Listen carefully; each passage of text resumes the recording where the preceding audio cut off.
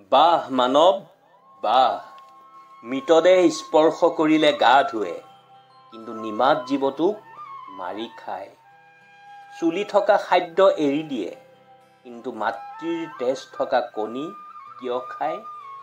এটা শিল মাত্ৰ এবাৰ মন্দিৰলৈ গ'লেই ভগৱান হৈ যায়, কিন্তু এজন মানুহে প্ৰতিদিনে মন্দিৰলৈ গ'লেও শিললৈহে পৰিণত হয়।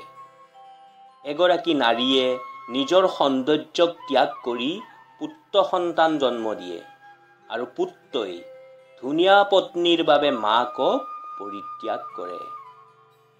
আমি জীৱনৰ সকলো ঠাইতে বিজয় বিচাৰোঁ, কেৱল ফুলৰ দোকানখনেই এনেকুৱা য'ত আমি কওঁ যে আমি পৰাজয় হ'ব লাগিব, কাৰণ আমি ঈশ্বৰৰ লগত জয়ী হ'ব নোৱাৰোঁ। অনুভৱ এজন কঠিন শিক্ষক, কিয়নো অনুভৱে প্ৰথমে পৰীক্ষা লয় আৰু পাছ পিছত পঢ়ায়। মানুহে বেছিকৈ নিজৰ পচন্দ লোকৰ বাবে বেছি জ্বলে, তিতা লগা কিন্তু সত্য কথা। ভাটৌৱে জলকীয়া খায়ো মিঠা মাতে, কিন্তু দুখৰ বিষয় মানুহে ইমান দামী চেনি খায়ো তিতা কথা কয়। এই 5টা তিতা সত্য কথা সদায় মনত ৰাখিব। 1. সেইসকল লোক সময়ৰ দৰে সলনি হৈ যায়, যাক আপুনি জোখতকৈ বেছি সময় দিছিল। 2. যিজনক আপুনি আপোন ভাবিছিল, শেষত সেইজনেই আপোনাক দুখ কষ্ট দিয়ে। 3. সদায়ে সহজে পোৱা বস্তু বেছি দিন নাযায়, আৰু বেছি দিন থকা বস্তু সোনকালে নাপায়। 4. দূৰত্বই আমাক শিকায় ওচৰত থকা বস্তুৰ মূল্য কিমান। 5. টকাৰ শব্দই সত্যকো চুপ কৰি দিয়ে।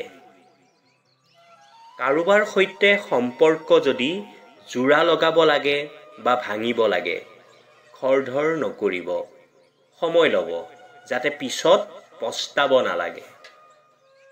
সদায় মনত ৰাখিব, পৰীক্ষা সদায় অকলেই দিয়া হয়, কিন্তু পৰিণাম সকলোৰে আগত আহে। সেয়েহে যেতিয়াই কিবা বেয়া কাম কৰিবলৈ যাব, অলপ নিশ্চয় ভাবিব যে তাৰ পৰিণাম কেনেকুৱা হ'ব। যেতিয়া জেপত পইচা থাকিব, তেতিয়া মানুহে তেওঁলোকৰ ৰং দেখুৱাব, আৰু যেতিয়া জেপত পইচা নাথাকিব, তেতিয়া মানুহে আপোনাৰ ৰং চাব। বহুত কঠিন সেইসকলক পেলোৱাটো, যি লোকে খোজ কাঢ়িবলৈ উজুতিত শিকে। এজন বিদেশীয়ে আমাৰ এজন ছাত্ৰক প্ৰশ্ন কৰিছিল, পৃথিৱীত ইমান খেল থকা স্বত্তেও ভাৰতবৰ্ষই কাবাডী খেলক কিয় ভাল পায়? তেতিয়া ছাত্ৰজনে ক'লে, কাবাডী খেলাৰ এটা নিয়ম আছে, যিয়ে লক্ষ্য পাব বিচাৰে তেওঁক বাকী খেলুৱৈসকলে টানি আনে, যাতে সি লক্ষ্যত উপনীত হ'ব নোৱাৰে। আৰু আমাৰ দেশৰ বেছিভাগ মানুহৰ স্বভাৱ এনেকুৱা। সেয়ে ভাৰতবৰ্ষ মানুহে কাবাডী খেল খেলি ভাল পায়। অতীত বা ভৱিষ্যত বুলি একো নাই, বৰ্তমানেই সকলো।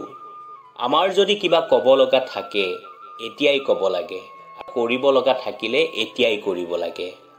ভাল পোৱা ইচ্ছা যদি থাকে এতিয়াই পাব লাগে, কাৰণ ভৱিষ্যত কেৱল এটা মৰীচিকা। মানুহে যেতিয়া হাঁহে তাৰ লগত সকলোৱে হাঁহে, কিন্তু যেতিয়া কান্দে লগত কান্দিবলৈ কোনো নাহে, অকলেই কান্দিব লগা হয়।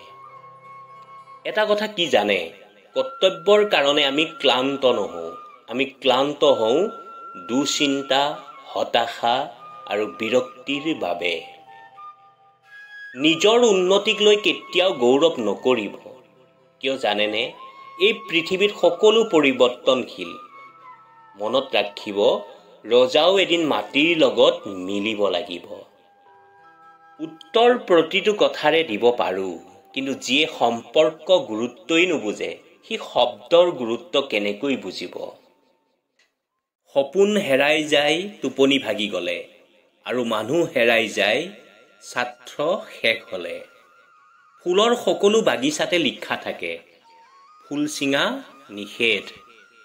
যদিহে ভাল পোৱাৰ মাজতো লিখা থাকিল হয় যে কাৰোবাৰ হৃদয় ভঙা নিষেধ, তেতিয়া বোধহয় পৃথিৱীখন আৰু সুন্দৰ হ'লহেঁতেন। বিষাদ, বেদনা, আত্মহত্যা এইবোৰে ক'তো স্থান নাপালে হয় আৰু সকলোৱে সুখেৰে জীৱন অতিবাহিত কৰিলেহেঁতেন। তুমি কিমান কষ্টৰ মাজত আছা সেয়া কোনেও তোমাক চাবলৈ নাহে, কিন্তু এবাৰ প্ৰাণ খুলি হাঁহি চোৱা, হিংসা কৰা মানুহৰ অভাৱ নহ'ব। তাচ খেলৰ কথা নিশ্চয় জানে। তাচ খেলৰ 52খন পাত সকলোৰে মাজত সমানে ভগাই দিয়া হয়, কিন্তু যি এই খেলত পাকৈত তেওঁহে জয়ী হয়। ঠিক তেনেদৰে পৃথিৱীৰ সকলো মানুহকে দিনটোৰ 24 ঘণ্টা সমানে ভগাই দিয়া হয়। কিছুমানে দিন ৰাতি এক কৰি নিজৰ সপোন পূৰ্ণ কৰি লয় আৰু কিছুমানে 24 ঘণ্টাটো সময় নাই বুলি কান্দি কান্দি বহি থাকে, আৰু সেইবিলাক মানুহেই অসফল হয়। কাকো নিজতকৈ বেছি ভাল পাবলৈ নাযাবা, কাৰণ ভাল পোৱা এনেকুৱা এটা বস্তু যি বেছি পালে অৱহেলা কৰে, কিয়নো ভাল পোৱাৰ মৰ্যাদা সকলোৱে দিব নোৱাৰে। মানুহে তেতিয়াই অহংকাৰ কৰিবলৈ আৰম্ভ কৰে যেতিয়া যোগ্যতাতকৈ বেছি কিবা পাই যায়। পৃথিৱীৰ সকলোতকৈ জটিল অংকটো নাম হ'ল জীৱন। তাত তুমি যি সূত্ৰই প্ৰয়োগ নকৰা কিয়, ফলাফল কিন্তু মৃত্যু আহিবই। আকাশ দেখিলে বুজিব পাৰি দিন কেনেকুৱা হ'ব, ফুল দেখিলে বুজিব পাৰি সুবাস কেনেকুৱা হ'ব, মেঘ দেখিলে বুজিব পাৰি বৰষুণ কেনেকুৱা হ'ব, কিন্তু মানুহ দেখিলে বুজিব নোৱাৰি তাৰ মন কেনেকুৱা হ'ব। আজিকালি মানুহৰ আপোন হ'বলৈ দুটা বস্তুৰ খুবেই প্ৰয়োজন, এটা হৈছে টকা, আনটো হৈছে চেহেৰা।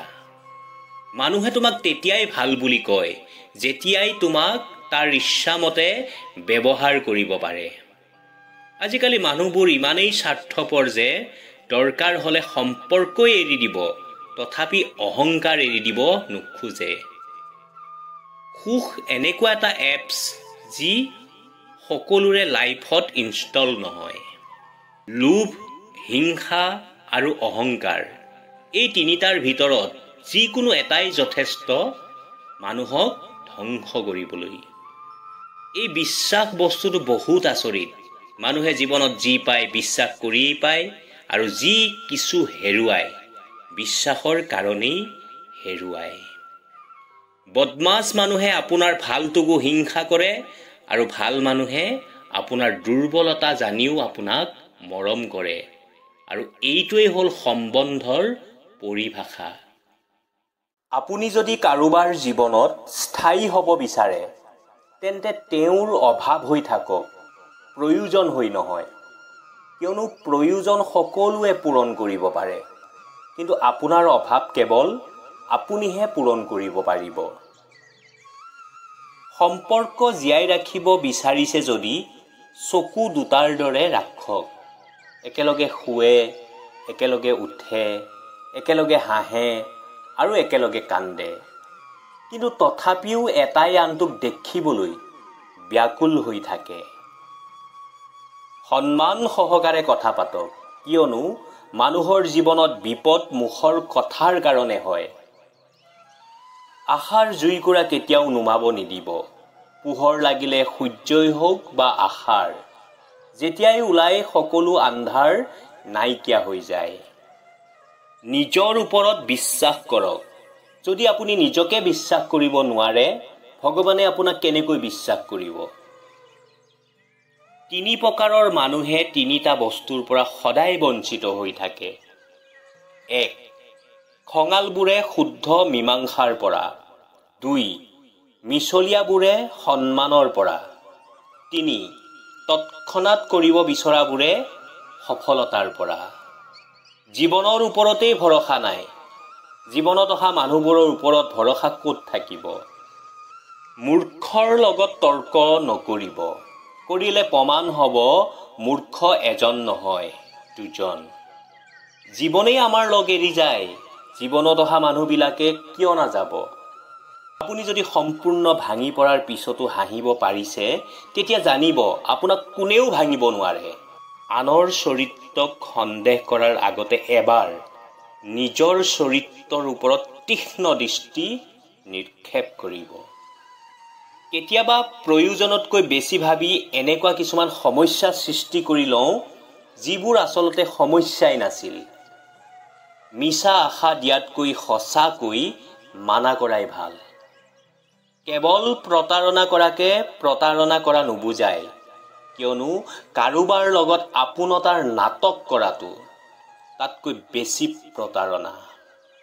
সময়ৰ চকৰি সদায় বেগী, সেয়ে কেতিয়াও নিজৰ শক্তি আৰু ধনক লৈ অহংকাৰ নকৰিব। মানুহে শিকাইছে যে সময় পৰিৱৰ্তনশীল আৰু সময়ে শিকায় যে মানুহো পৰিৱৰ্তনশীল। জীৱনত বেয়া সময়ত দিয়া সাৰথি আৰু সফলতাত পোৱা হাততালিয়ে বহুত শক্তি দিয়ে। জীৱনত ভাঙি পৰাটো দৰকাৰী, কিয়নো তেতিয়াহে বুজা যায় যে সহায়ৰ হাত আগবঢ়োৱা মানুহ কিমান।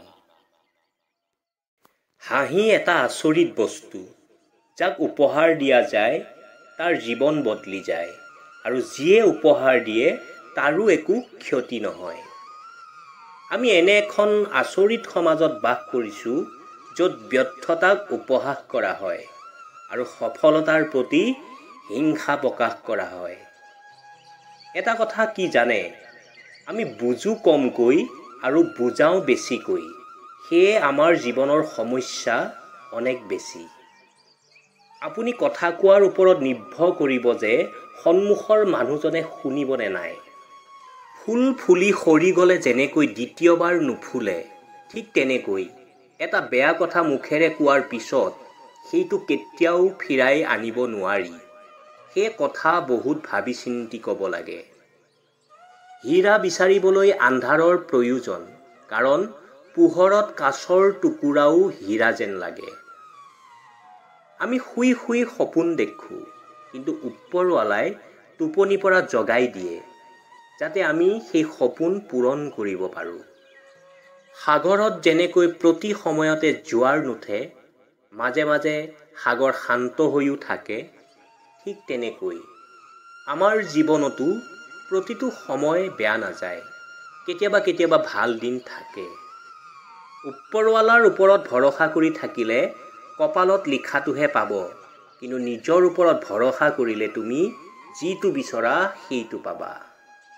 1 মিনিটত হয়তো জীৱন নবদলিব পাৰে, কিন্তু কিবা এটা কাম কৰাৰ আগত 1 মিনিট ভাবিলে হয়তো জীৱন বদলি যাব পাৰে। দুখী হৈ কাকো দান নকৰিব, কিয়নো দান কৰা বস্তু শতগুণ হৈ তোমাৰ ওচৰলৈ ঘূৰি আহিব। এটা কথা কি জানে, সত্য পথত চলা ভাল, কিয় জানেনে, ইয়াত প্ৰতিযোগিতা নাই। সকলো সময়তে যে চাকিৰ পোহৰতে ঘৰ এখন আলোকিত হয় সেইটো নহয়। কেতিয়াবা কেতিয়াবা ঘৰৰ ছোৱালীজনীয়েও ঘৰখন আলোকিত কৰে। অস্ত যোৱা সূৰ্যটোক পাবলৈ 12 ঘণ্টা সময় লাগে। অস্ত যোৱা সূৰ্যটোক পাবলৈ 12 ঘণ্টা সময় লাগে, কিন্তু হেৰাই যোৱা বিশ্বাস গোটেই জীৱন অপেক্ষা কৰিলেও ফিৰাই পোৱা নাযায়। গৰুৱে ঘাঁহ খায়ো গাখীৰ দিয়ে, সাপে গাখীৰ খায়ো বিষ ঢালে। পাৰ্থক্যটো খোৱাৰ বাবে নহয়, পাৰ্থক্যটো স্বভাৱ ও আচৰণৰ বাবে। সকলো মানুহে যে তোমাক বুজিব এইটো জৰুৰী নহয়, কাৰণ দগাপাল্লাই ওজনহে ক'ব পাৰে, কোৱালিটি নহয়। বহুতেই তোমাক দেখুৱাব এই পৃথিৱীখন কিমান সুন্দৰ, খুব কম সংখ্যক মানুহেহে তোমাক দেখুৱাব এই পৃথিৱীত তুমি কিমান সুন্দৰ। নিজেই নিজৰ প্ৰশংসা কৰাটো ব্যৰ্থ, কাৰণ সুগন্ধিয়ে বুজাই দিয়ে ফুল ক'ত ফুলিছে।